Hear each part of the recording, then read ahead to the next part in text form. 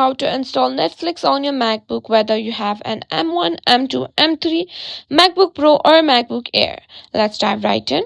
First, open your preferred web browser. You can use any web browser like Safari, Chrome, Firefox, or any other browser. Next, go to netflix.com and log into your account. If you don't have an account, you can sign up for one right here. You can actually watch Netflix directly from your browser. Just log in and you're good to go. But if you want the convenience of a dedicated app, keep watching.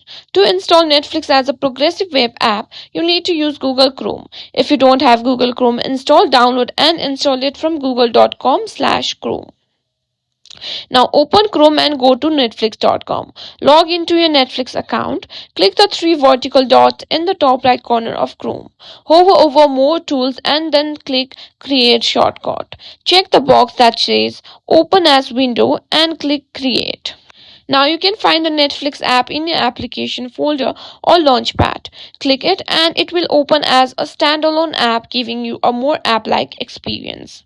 And that's it. Now you know how to install and use Netflix on your MacBook.